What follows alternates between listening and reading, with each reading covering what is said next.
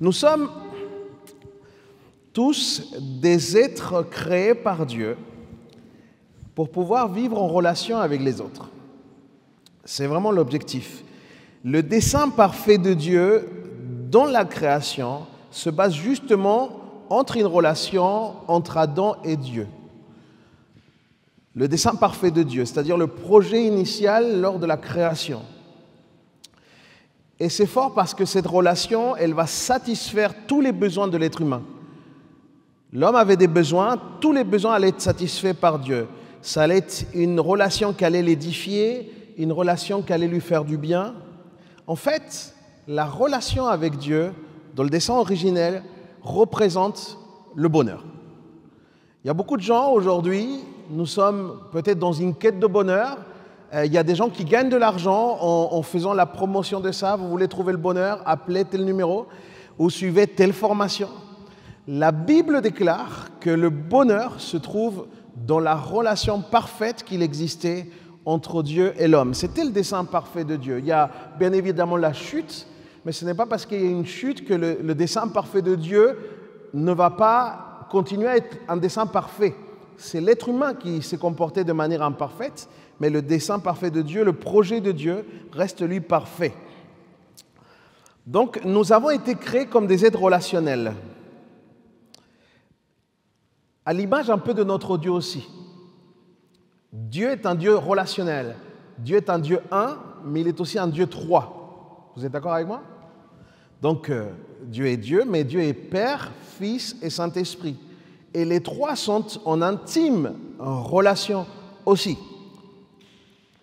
La Bible déclare que de toutes les relations que vous et moi, on va pouvoir avoir dans la vie, de toutes les relations qu'on va pouvoir avoir, que ce soit avec nos parents, avec nos enfants, avec nos collègues, avec nos amis, la plus importante pour les créatures de Dieu, ça doit être la relation que les créatures doivent avoir avec le Dieu créateur. Ça a été le projet initial. Dieu l'a pensé comme ça. Dieu nous a créés comme ça. Et ne pas aller dans ce principe-là, ne pas préserver justement cette priorité et cette valorisation de la relation avec Dieu, eh ben ça nous expose à des soucis qui peuvent s'avérer vraiment graves, des choses qui sont regrettables. Et c'est l'un des sujets qu'on va traiter ce matin. Parfois, ça nous amène dans ce qu'on appelle des relations toxiques. On va parler de ça ce matin, des relations toxiques. Il existe aujourd'hui un certain nombre de situations dans lesquelles beaucoup de personnes, ayant suivi pas mal de gens dans mon parcours pastoral, beaucoup de personnes étaient liées dans des relations toxiques. Et c'est extrêmement important de voir comment est-ce que le Seigneur nous enseigne là-dessus, mais aussi comment est-ce que le Seigneur nous permet de sortir de cela pour pouvoir vivre ce qu'on appelle des relations saines, comme celles que le Seigneur souhaite. Vous êtes avec moi ou pas? Ça va? Ok.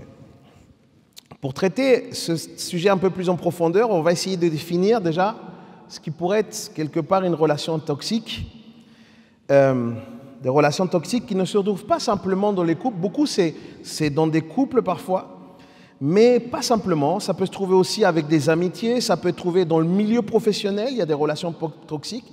Et malheureusement, parfois, il existe des relations toxiques même à l'intérieur de la famille. Et c'est pour ça qu'on a besoin de vraiment voir de quoi il s'agit. Par définition, ce qu'on pourrait dire sur ces relations-là, c'est qu'il s'agit d'une relation où l'un des deux parties, où les deux parties se font du mal.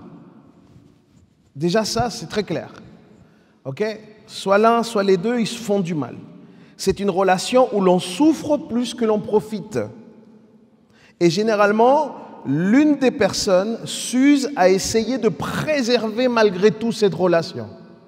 C'est ça qui se passe dans des relations dites toxiques. Un jour, lors d'un entretien pastoral, et c'est ce qui m'a amené à écrire dessus, ça a été le sujet aussi d'une petite conférence que j'ai pu donner. Un jour, dans un entretien pastoral, j'ai eu le cas, en fait, dans l'accompagnement d'un couple qui m'a complètement bouleversé. C'était un couple, les amis, qui était piégé dans une véritable relation toxique.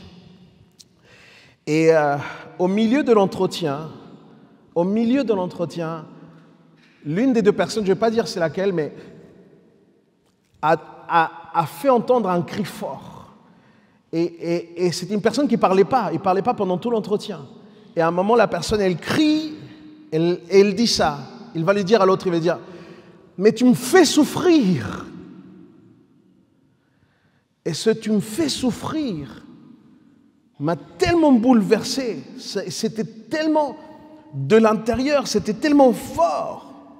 Cette phrase était le cri désespéré provoqué par le chagrin, en fait. Par la tristesse, par la douleur qui résultait de cette relation, une relation nocive. Cette forte déclaration était le cri de la profonde déception en découvrant au fil du temps qui était vraiment l'autre. Quel était le vrai visage de la personne. C'était quelque chose de terrible, en fait. Parce que tu me fais souffrir, entendez bien, c'est le cri d'un cœur qui sûrement s'est donné son retenu, sûrement s'est donné à l'autre, mais sans véritablement retrouver l'amour de l'autre côté. Tu me fais souffrir, c'est le cri d'un cœur blessé par tant de manipulation. Tu me fais souffrir, c'est le cœur de quelqu'un qui a vécu dans un mensonge constant. Voilà ce cri. Et je me suis rendu compte qu'il est fort probable que toute personne un jour, malheureusement, peut se voir entremêlée dans une relation dite toxique. Et peut-être quelqu'un aussi, pendant sa vie, va crier à son tour, tu me fais souffrir. Parfois, on ne le crie pas verbalement, mais dans nos pensées, c'est là. On le porte, c'est lourd. Ouvrez avec moi la parole de Dieu, s'il vous plaît. Jérémie, chapitre 17.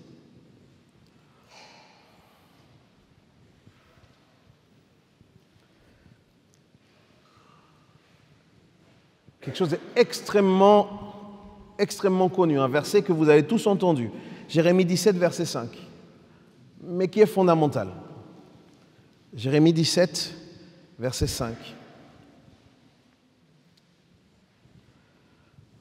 Ainsi parle l'Éternel. Maudit soit l'homme qui se confie dans l'homme, qui prend la chair pour son appui. Très intéressant. Cette expression veut dire quelque chose. Qui prend la chair pour son appui et qui détourne son cœur de l'Éternel. C'est l'un des versets les plus concrets pour parler de ce qu'on va parler aujourd'hui. Maudit soit l'homme qui se confie dans l'homme, qui prend la chair pour son appui et qui détourne son cœur de l'Éternel. Avant tout, il ne faudrait surtout pas lire ce verset, il ne faudrait surtout pas comprendre ce verset comme le fait que nous avons tous un appel à ne jamais faire confiance. Ce n'est pas la question ici, ce n'est pas ce qu'il veut dire ici Jérémie dans ce qu'il est en train de partager. La question fondamentale qui se cache derrière ce que Jérémie est en train de dire, c'est la dépendance. C'est la dépendance. Il est impossible de vivre des relations humaines et fraternelles sans se faire confiance. C'est complètement impossible, ok? Mais qu'est-ce qu'il est en train de dire? Eh bien, il est en train de dire que le fait d'arrêter de dépendre de Dieu et de m'attacher à quelqu'un qui viendrait alors remplacer Dieu dans mon cœur et de qui je deviendrais dépendant, eh bien voilà le malheur quand il arrive. Voilà ce qui se passe. Et ceci particulièrement, et c'est intéressant qu'on puisse le comprendre, particulièrement dans le domaine émotionnel des choses. Particulièrement dans le domaine émotionnel. Et c'est fort parce que ça se fait dans une relation, généralement, quand il y a dans une relation avec quelqu'un une relation dite toxique, une relation nocive, et bien en fait, on ne prend plus ses propres décisions, On cherche toujours la vie de l'autre, mais tout le temps, comme si on n'était pas capable de prendre de décision. Et on se dit, voilà, c'est en lui que je vais trouver la bonne voie, c'est en elle que je vais trouver la bonne voie. On devient dépendant émotionnellement, on se dit, ma stabilité émotionnelle dépend de ça. Et quelque part, en fait, la personne aussi, petit à petit, commence à se vider de son espace de vie. Toute personne ici présente a besoin d'un espace de vie. Toute personne a besoin d'un coin dans lequel la personne puisse réfléchir par elle-même, dans lequel on puisse exercer notre bon sens, dans lequel on puisse exercer du discernement, et on ne peut pas toujours le faire à notre place. C'est pas bon, en fait. Et c'est ça qui se passe dans les relations toxiques, c'est qu'à un moment, c'est comme si on n'a plus cette autorité-là, en fait. C'est la porte qui ouvre le chemin à ce genre de relation.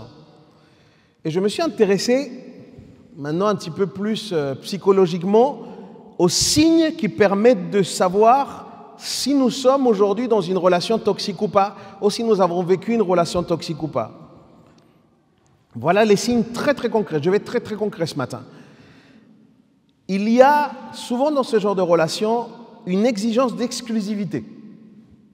OK ? Que ce soit direct ou indirect.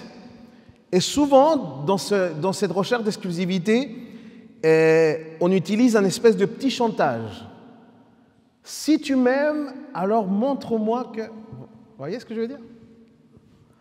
Il y a un autre signe aussi, très parlant. C'est que souvent les relations toxiques font qu'on arrête d'avoir d'autres relations du coup. On est un peu isolé de nos relations d'amitié, etc., de nos relations parfois de famille, avec notre entourage. Tout ça se voit extrêmement perturbé parce que l'autre semble avoir besoin de nous 24 heures sur 24. Dans une relation toxique, un autre signe, c'est qu'on est contrôlé sans arrêt. Quelqu'un qui est toxique, c'est quelqu'un qui t'envoie des messages, des dizaines de messages par jour. Et c'est toujours les mêmes questions. Tu es où? Qu'est-ce que tu fais? Pourquoi? Tu arrives quand? C'est vraiment quelque chose d'épuisant. Il y a autre chose aussi qui se développe souvent dans une relation toxique, c'est qu'on commence à développer des secrets. Des secrets.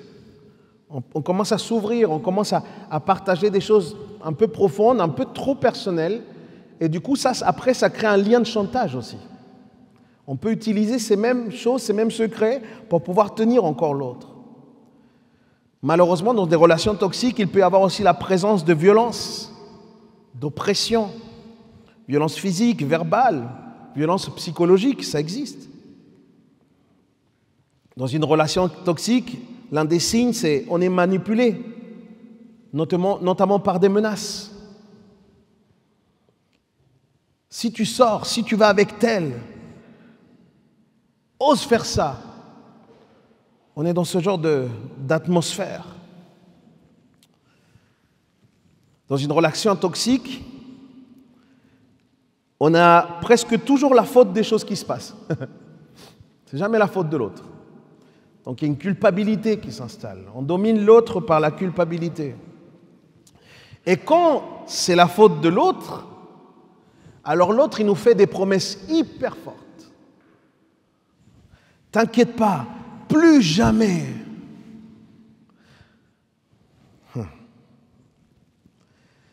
Quand on est dans des relations toxiques, un signe, c'est qu'on arrête de complètement penser à soi. Alors, entendez-moi bien, dans le sens même besoin primaire de la personne, parce qu'on est constamment sur le besoin de l'autre. C'est nocif. Tout ça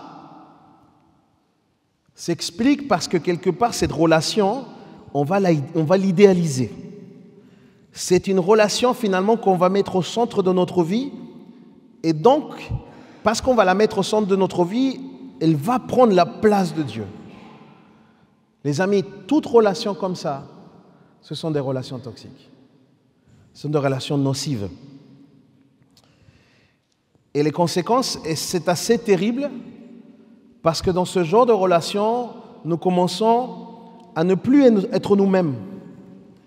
Et finalement, on devient celui que l'autre a besoin qu'on devienne. On s'efface. On n'a plus le droit d'exister par nous-mêmes, en fait. Et c'est vraiment quelque chose d'extrêmement épuisant. Ça prend toute notre essence, ça prend notre énergie, ça prend ce que nous avons à l'intérieur, en fait. Et le piège, il est énorme, parce qu'on croit, justement, dans ce genre de relation, pouvoir trouver notre compte. On croit que ce genre de relation va nous donner satisfaction.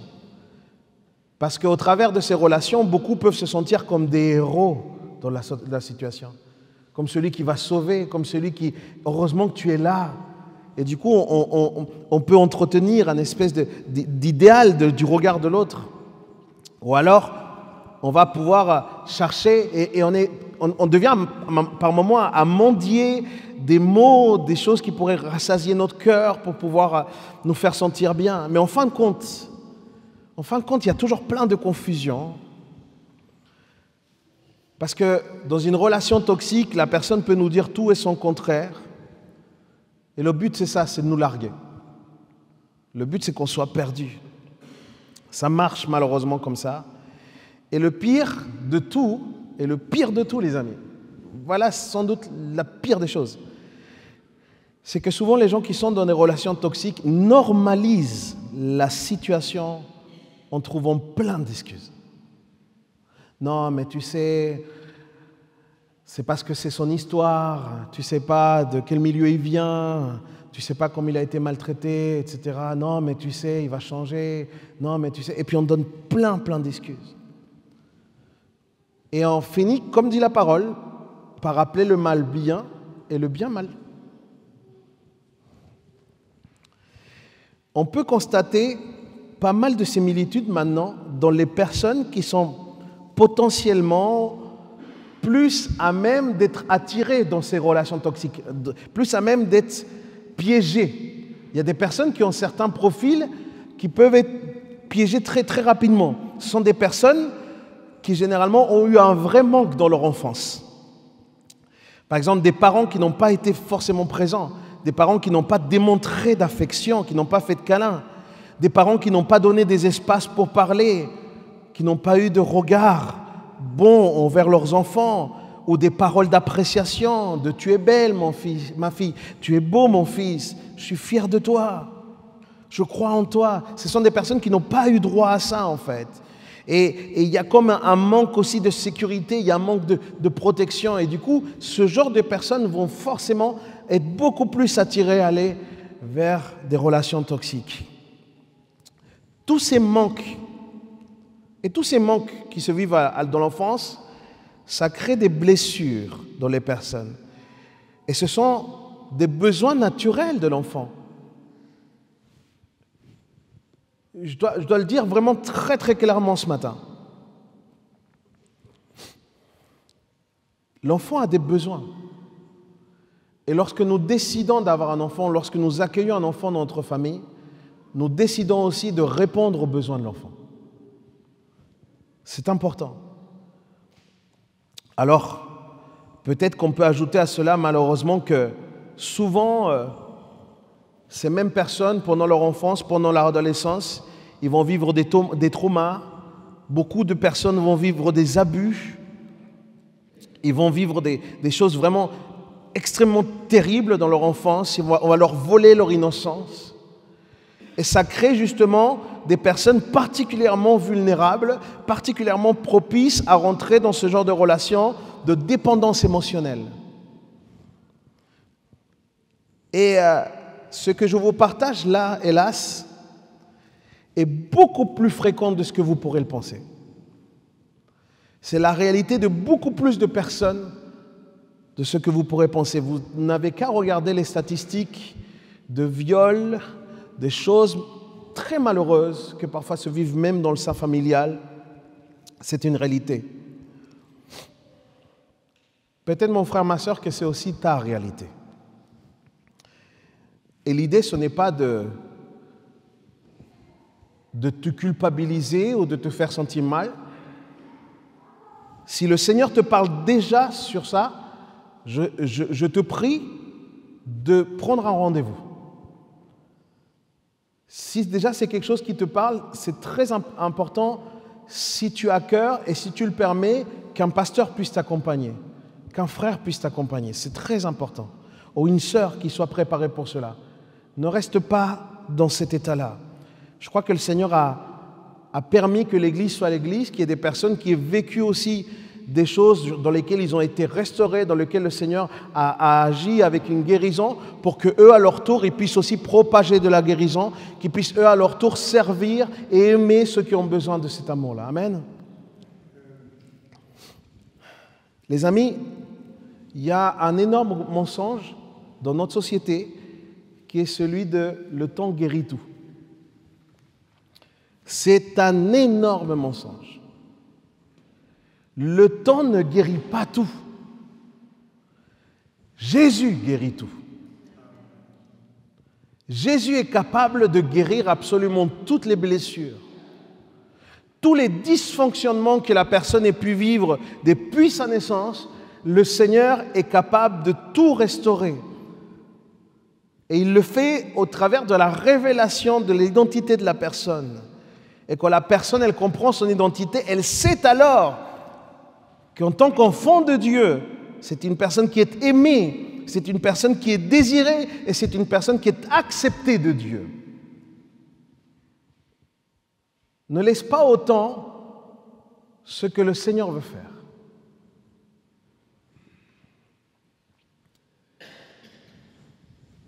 En réfléchissant sur ce genre de cas, ce genre de situation, je me suis beaucoup questionné du coup sur ma responsabilité en tant que parent. Et du coup, je vous partage cette réflexion que je pense sera pertinente pour les uns et pour les autres. Nous avons une responsabilité en tant que parents. Et Dieu nous donne les armes, Dieu nous donne les outils aujourd'hui pour permettre d'avoir des enfants bien construits et émotionnellement solides, qui du coup ne vont pas rentrer dans ce genre de relation-là. Mais nous, parents, avons une énorme responsabilité là-dessus. Nous, parents, avons une possibilité de la part de Dieu de pouvoir vraiment contribuer à préserver l'avenir de nos enfants. Ne pas qu'ils rentrent dans une relation toxique. Et je m'adresse du coup à nous tous les parents. Sachant aimer nos enfants. Quelqu'un dise amen à ça. Sachant aimer nos enfants. Ça veut dire quoi? Eh bien, sachant déjà leur dire qu'on les aime.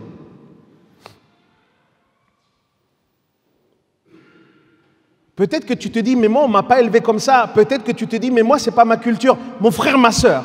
Ton fils, ta fille a besoin de savoir que tu l'aimes. Sachant dire à nos enfants qu'on les aime. Sachant leur dire qu'on est fiers d'eux. Sachant leur dire qu'on croit en eux. Vous ne savez pas à quel point c'est essentiel pour la construction émotionnelle d'un enfant. C'est essentiel. Sachant leur présenter Jésus comme la seule et l'unique relation la plus parfaite qu'ils pourront avoir dans leur vie. C'est à nous de leur dire. Mes amis, ne retenons pas nos bras pour câliner nos enfants. Ne retenons pas notre envie de jouer avec eux. Il faut passer du temps, sachant les regarder avec respect, sachant regarder nos enfants avec compassion. C'est essentiel. Il en va du fait que sa vie puisse être préservée plus tard.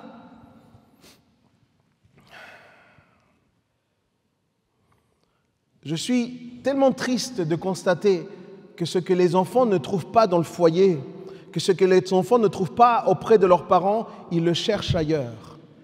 Et ils ne le cherchent pas auprès des bonnes personnes. Et c'est ça qui expose nos enfants à des situations terribles parfois. Comprenons-le. Nos enfants n'ont pas tant besoin de notre argent que de notre temps et de notre attention.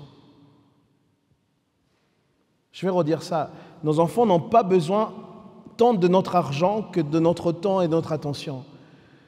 Si tu es en train de te dire, je travaille comme un fou, je travaille pour que mes enfants aient un avenir, pour que mes enfants puissent payer les études.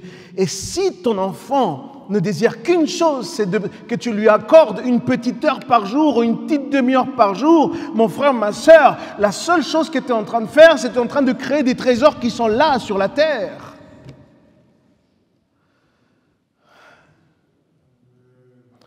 On s'obstine. On s'obstine parfois dans des objectifs très humains. On veut faire comme tout le monde, on veut avoir une maison comme tout le monde, on veut avoir la dernière voiture comme tout le monde, on veut avoir le dernier téléphone comme tout le monde. Mon frère, ma soeur, tu n'es pas comme tout le monde. Le Seigneur t'a confié des enfants. Les enfants n'ont pas tant besoin d'un statut social, de devenir quelqu'un, que d'un regard d'un parent qui soit fier d'eux. Nos enfants n'ont pas tant besoin qu'on leur prêche et qu'on devienne des moralisateurs. Ce que tes enfants ont besoin, c'est de voir toi, que tu as une vie transformée par Christ. C'est que tu vis l'Évangile, que l'Évangile t'a transformé. C'est ça que nos enfants ont besoin, les amis.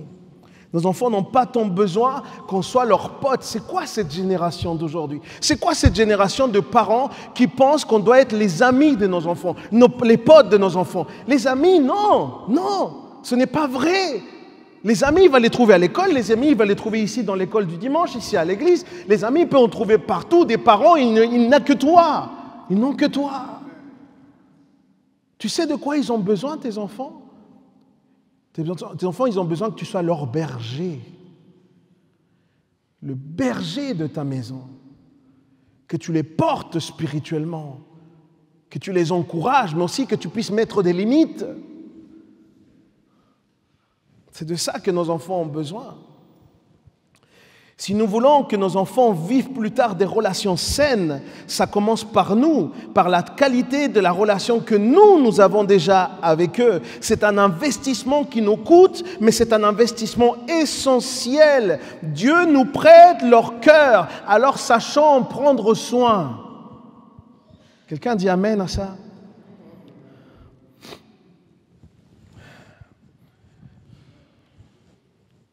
Il y a très concrètement dans la Bible des exemples de relations toxiques. Je vais en prendre un particulier ce matin parce que le temps il défile très vite. Vous connaissez Dalila?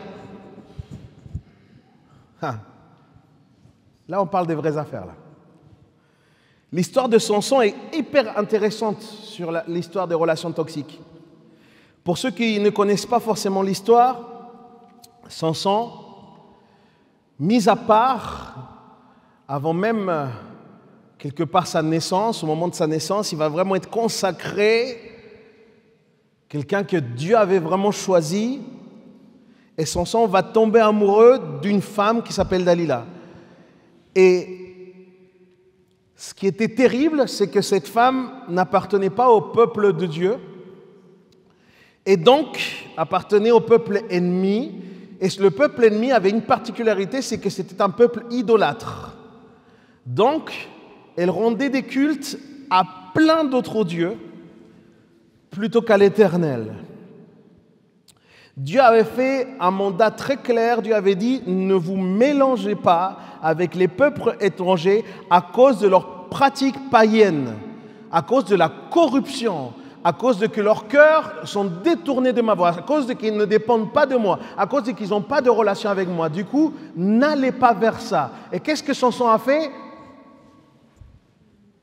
Ça ne te rappelle pas des gens à qui tu dis « Écoute, ne fais pas ça parce que ça va être compliqué. » Et là, qu'est-ce que la personne a fait? Elle plonge dans la piscine, quoi. Elle fait un plat.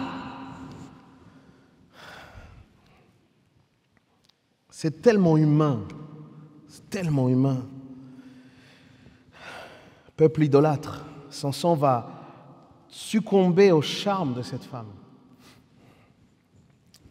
Et cette relation a tous les types de toxiques.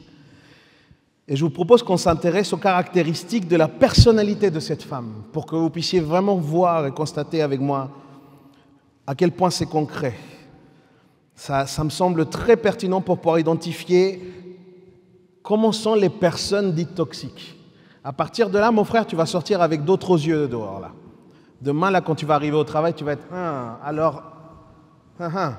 ok, Seigneur, garde-moi. Numéro 1, cette femme, toutes les choses qu'elle faisait, elle les faisait pour son propre intérêt. Elle était profondément égoïste. C'était une femme égoïste. Elle cachait super bien son jeu, il n'y a pas à dire, mais elle était égoïste. Elle voulait piéger son sang avec un objectif, c'était de pouvoir récolter de l'argent, c'était de s'enrichir. Elle était égoïste. C'est vraiment le prototype même de l'égoïsme. Dalila, dans son nom, il y a deux choses qui sont très intéressantes. Si vous cherchez la signification de son nom, en hébreu, il y a 2 mots qui sont dans son nom. C'est faiblesse et coquette.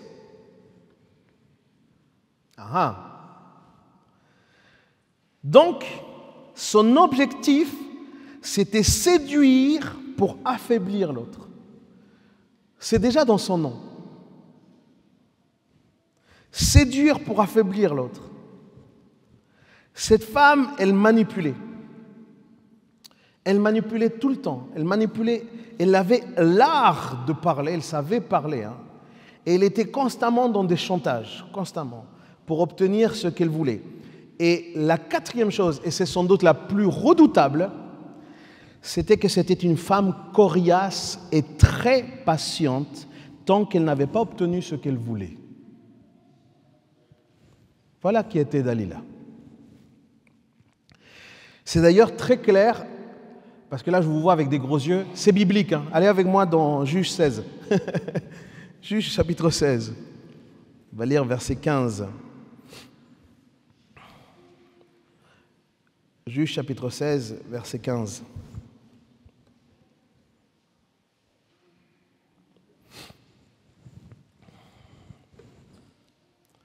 Dalila lui dit, « Comment peux-tu affirmer que tu m'aimes alors que tu ne fais pas confiance ? Voilà 3 fois que tu te moques de moi et que tu refuses de m'apprendre d'où provient ta force extraordinaire. » Dalila excéda, mot important, Dalila excéda son sang en répétant tous les jours les mêmes reproches. Répétant tous les jours les mêmes reproches. Ça, c'est typique d'une relation toxique. Au point que, fatigué à en mourir, il perdit patience et il lui révéla son secret. Il va lui dire, « Mes cheveux n'ont jamais été coupés, car j'étais consacré à Dieu dès avant ma naissance. Si on me coupait les cheveux, je perdrais ma force et je deviendrais aussi faible qu'un homme ordinaire. »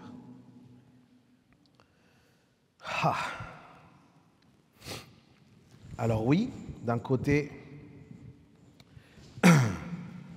on a l'exemple d'une personne toxique comme Dalila, qui sait y faire, vraiment. Mais de l'autre aussi, on a l'exemple type de quelqu'un qui s'est complètement laissé séduire, qui est mis en échec. Et on peut se poser la question, pourquoi Samson, le grand Samson, appelé de Dieu, consacré depuis son enfance, peut-il chuter comme ça? Est-ce que ce n'est pas trop gros? Est-ce que ce n'est pas énorme?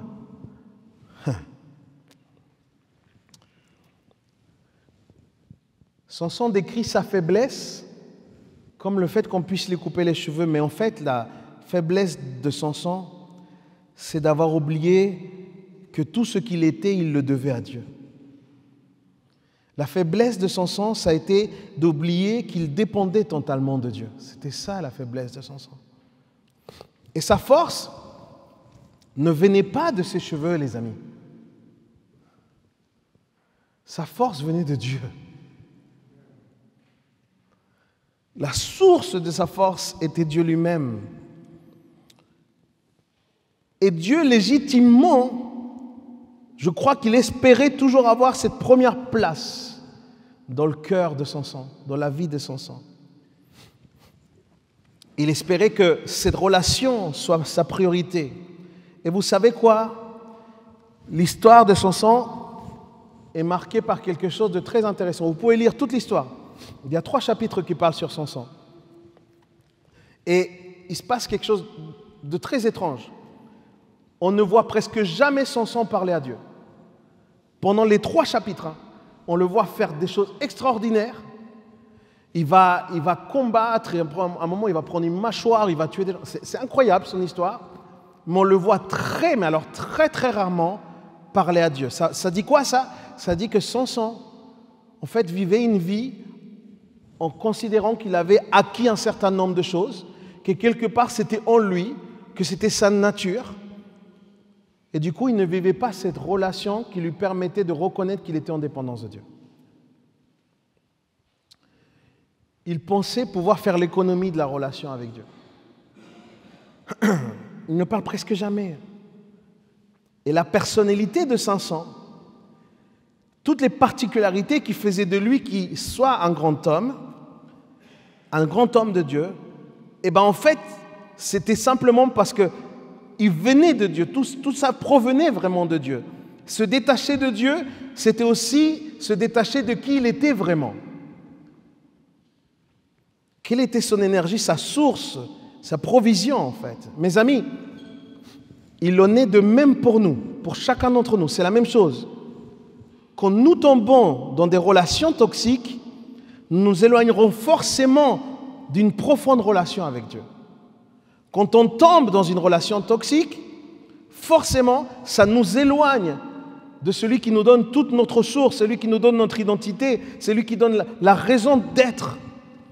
Parce que notre priorité change.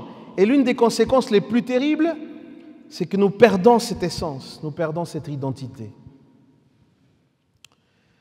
Parce qu'en fait, nous arrêtons d'être qui nous sommes en Christ pour devenir ce que l'autre veut qu'on devienne. Voilà ce qui s'est passé avec Samson. Samson va réaliser, il va le réaliser presque trop tard, vraiment à la fin de sa vie. Et il s'en rappelle quand il va devenir prisonnier de ses ennemis. Donc il va être pris, il va être piégé en donnant le secret. On va lui couper ses cheveux. Il va être pris, il va être piégé. Et c'est là que Samson va vivre quelque chose. C'est très fort, l'histoire de Samson, juste en remarquant ce fait-là. Quand il est en relation, quand il n'est pas en relation.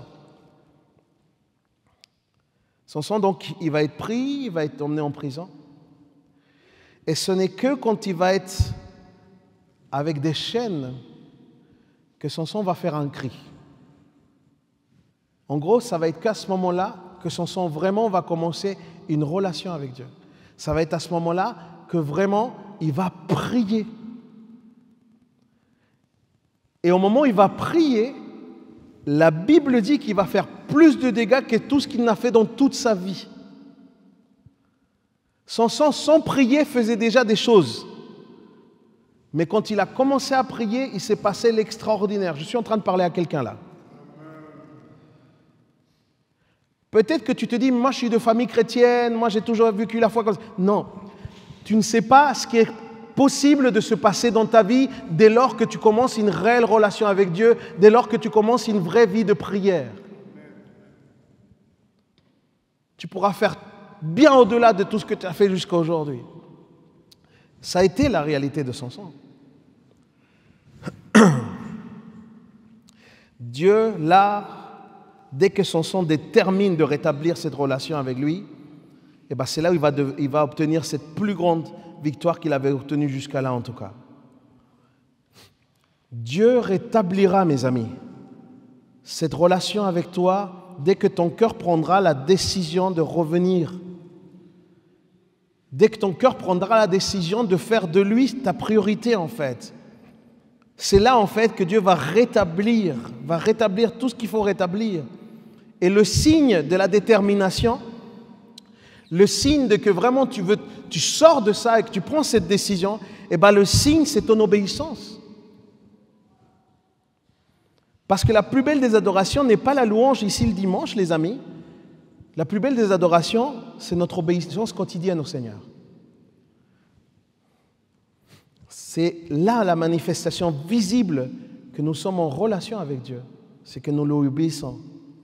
Et ça, personne ne peut le faire à ta place. Et tu sais, si Dieu te parle aujourd'hui, si Dieu nous parle, c'est pour qu'on prenne des décisions. C'est parce que le Seigneur souhaite qu'on soit positionné. Mais je sais pertinemment, en ayant accompagné tellement de situations, que ce sont des situations extrêmement complexes. C'est pour ça, mon frère, ma sœur, et juste fais ce pas d'humilité que de demander de l'aide. Demande de l'aide, mon frère, ma sœur. Ne continue pas à vivre de la même manière. Si le Seigneur parle à ton cœur, s'il te plaît, fais simplement une demande très très simple. Tu demandes juste à avoir un entretien. Tu n'es pas au courant à quel point le Seigneur peut te faire du bien. Le Seigneur veut te faire du bien. Je dois parler aussi parce que quand je discutais sur ça, je me rends compte qu'il y avait des personnes qui étaient profondément gênées de ce que je parlais. Et quand je parle de ça, je me rends compte que dans l'Église, aussi fou que ça puisse vous paraître, je sais que je me trompe d'église là, ok? Mais dans l'Église, il peut y avoir aussi des relations toxiques. Il peut y avoir des gens qui sont particulièrement toxiques. Il y a des cas tristes qui se vivent dans les églises. Je parle en termes généraux. L'Église, par définition, les amis, c'est un ensemble de personnes imparfaites qui ont besoin d'être transformées par Jésus. Ça veut dire que ce n'est pas un ensemble de personnes avec une vie résolue ou avec une morale extrêmement géniale. Ce n'est pas ça. Hein. L'Église, ce sont des personnes qui ont besoin d'être transformées par Christ. Donc potentiellement, dans chaque Église, il peut y avoir des personnes toxiques. Il peut y avoir des personnes qui sont nocives. OK ? Et j'ai besoin de lancer un cri aussi à ces personnes.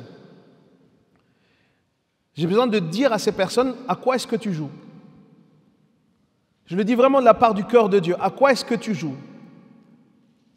Il y a des personnes toxiques et il faut qu'elles arrêtent. Il y a des personnes qui sont sur le point de vivre l'adultère. Arrête-toi. Écoute ce que le Seigneur te dit aujourd'hui. Faire du mal à une famille, te faire du mal à toi-même, faire du mal à ta propre famille n'a rien d'un jeu.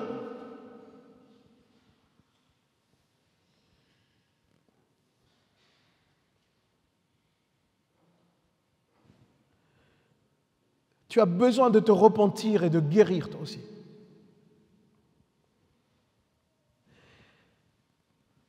Tu as besoin de Jésus. Et même si le Seigneur te reprend aujourd'hui, sa grâce est quand même là.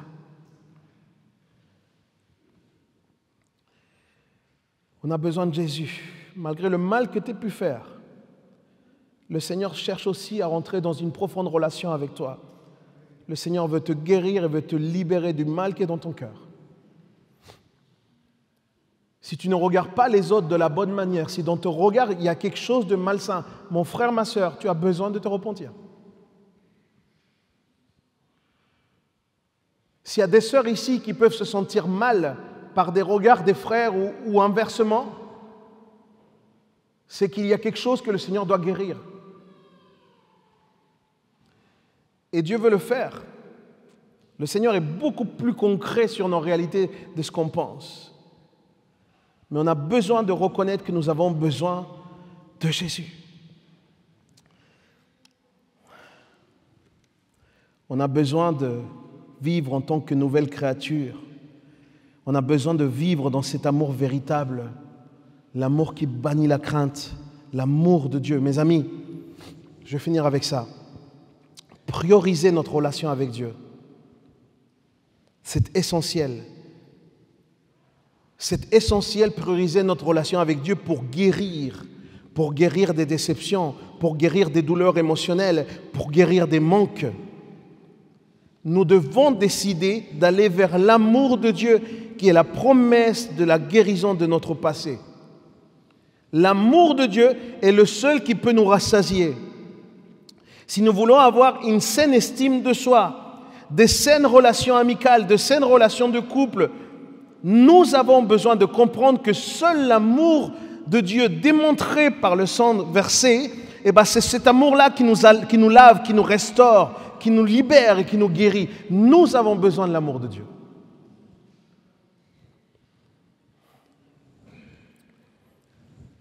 Et on changera nos attentes. Quand on est rempli par l'amour de Dieu, ça change toutes nos attentes. Moi, j'ai vu des couples où l'un demandait sans cesse à l'autre, comme une espèce de soif d'amour. Il disait, mais montre-moi ton amour, montre-moi ton amour, montre-moi. Et au fond, l'autre pouvait faire tout ce qu'il pouvait, jamais il arrivait à rassasier cet amour. Pourquoi? Parce que cet amour doit être rempli d'abord par Dieu. Le cœur doit être rempli d'abord par Dieu. Je dois dire ici à tous les jeunes, tous les jeunes, ne crois pas que celui avec qui tu vas te marier ou celle avec qui tu vas te marier va te donner tout ce que... Non, mon frère, ma soeur, aujourd'hui, si tu réalises que tu es en Christ, tu as déjà tout. Et si tu ressens un besoin quelconque de reconnaissance, d'amour, d'estime, de parole, de je ne sais quoi, cherche-le d'abord en Christ. Ne donne pas ce poids à ton futur mari ou à ta future épouse.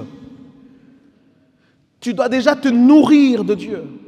L'amour de Dieu doit déjà nous nourrir. Parce que sinon, on arrive avec des attentes terribles et ça met une pression dans les couples, ça fait des tensions parce que jamais l'autre pourra assouvir quelque chose qui n'appartient qu'à Dieu d'assouvir. On a besoin de l'entendre, on a besoin de le savoir. Nos attentes vont changer. Mais c'est une décision personnelle. Et je crois que c'est un bon moment, les amis. Je vais arrêter avec ça parce que l'heure est passée extrêmement vite. C'est un bon moment pour pouvoir sonder déjà qu'est-ce qui se passe. Peut-être que tu discernes maintenant qu'il y a peut-être des relations pas si saines que ça autour de toi. Peut-être que toi-même, tu t'es fait piéger ou tu es en plein de pièges là, dans une relation toxique. Si le Seigneur nous parle, c'est parce que lui veut nous aider. C'est aussi simple que ça. Si le Seigneur nous alerte sur quelque chose, c'est parce que lui veut tendre sa main. Ce n'est pas pour nous culpabiliser, ce n'est pas pour nous faire sentir plus mal, c'est parce qu'il y a une bonne nouvelle. La bonne nouvelle, c'est Jésus lui-même. Mais je voudrais qu'on puisse se poser des questions très concrètes ce matin. Si vous voulez bien vous lever avec moi juste pour réfléchir sur ça. On va fermer nos yeux. Et quand j'écrivais ce message, le Seigneur me donnait des questions très pertinentes, je crois, pour nous tous. Des questions qu'on doit résoudre dans nos cœurs, des questions qu'on doit répondre très clairement, avec beaucoup d'honnêteté, juste avec de l'honnêteté.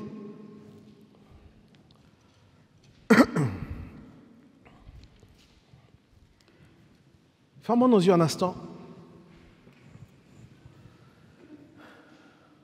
Comme l'âne, si tu peux m'accompagner une petite seconde.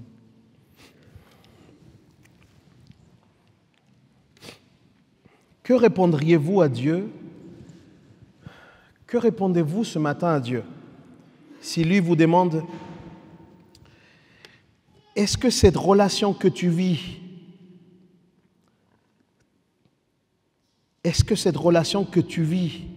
qui te fait douter de moi, qui te mène sans cesse dans des tentations, qui te fait pécher, est-ce que cette relation vaut autant le coup de ce que tu penses?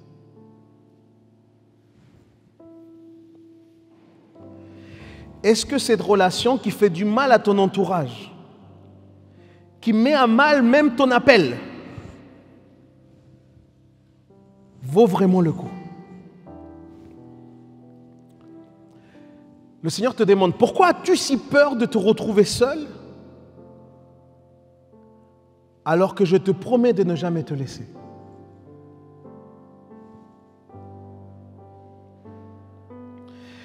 Ne crois-tu pas que je peux te faire vivre des relations saines juste parce que tu veux m'honorer en prenant des bonnes décisions?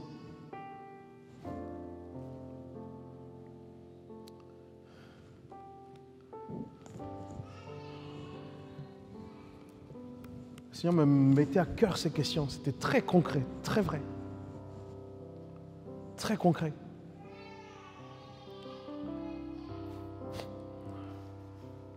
Le Seigneur est soucieux de notre liberté, mes amis. Beaucoup plus soucieux que nous tous. Dieu est soucieux de nous libérer. Il veut qu'on vive des relations saines.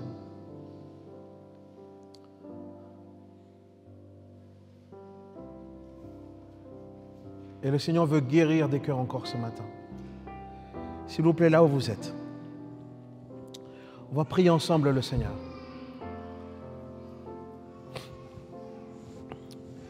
Notre Père, en ce matin,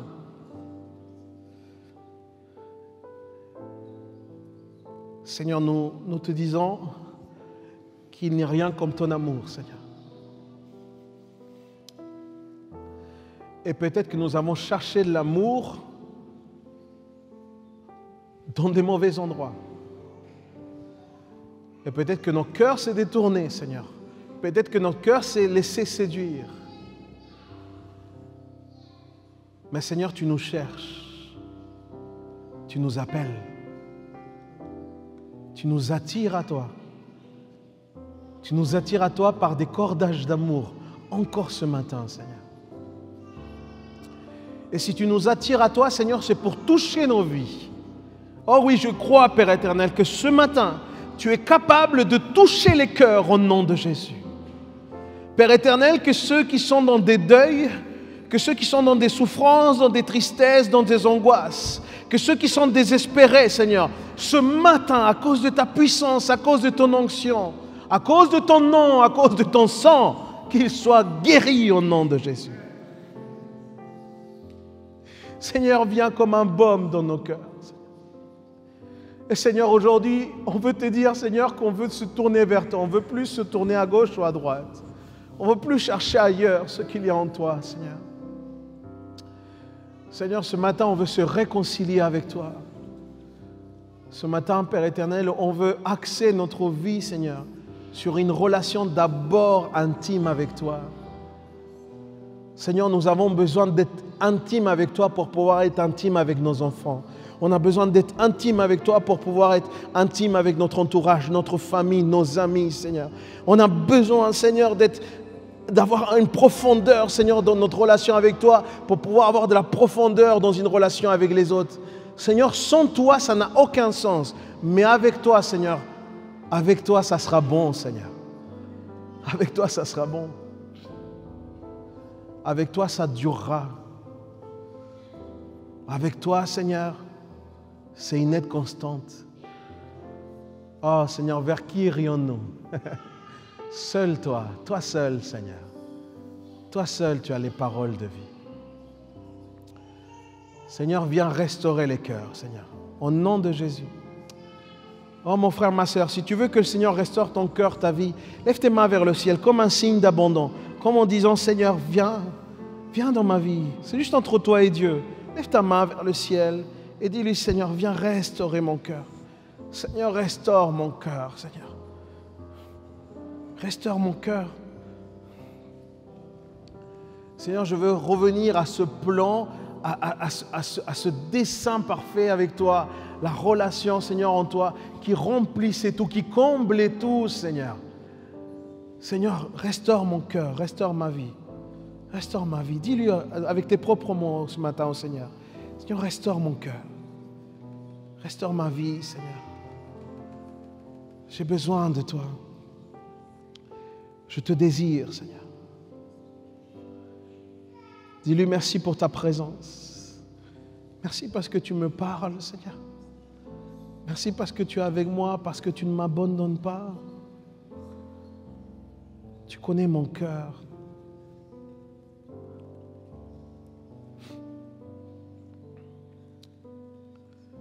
Seigneur, je prie, Seigneur, pour cette merveilleuse œuvre que tu es capable d'opérer dans ton Église. Seigneur, je prie pour toutes ces personnes peut-être aussi qui ont des mauvaises intentions. Je prie, Seigneur, que leur cœur soit transformé, bouleversé en ce même instant, au nom de Jésus. Je prie, Seigneur, pour que toutes ces personnes, Seigneur, qui sont tourmentées ou qui peuvent être instruments de Satan, aujourd'hui, Seigneur, leur cœur change à cause de l'onction, à cause de ta puissance, à cause de ton esprit, au nom de Jésus. Seigneur, purifie nos cœurs, purifie nos bouches. Que nos relations, Seigneur, soient des relations qui inspirent la restauration entre les uns et les autres. Sers-toi de cette Église. Seigneur, sers-toi du Tabor comme vraiment lumière dans cette ville. Seigneur, sers-toi, Seigneur, de ton Église. C'est ton Église. Fais-le encore, Seigneur. Il y a un grand travail qui a été fait déjà. Tu as déjà fait énormément de choses dans cette Église. Père éternel, continue à œuvrer. Continue à œuvrer. Au nom de Jésus. Au nom de Jésus. Amen.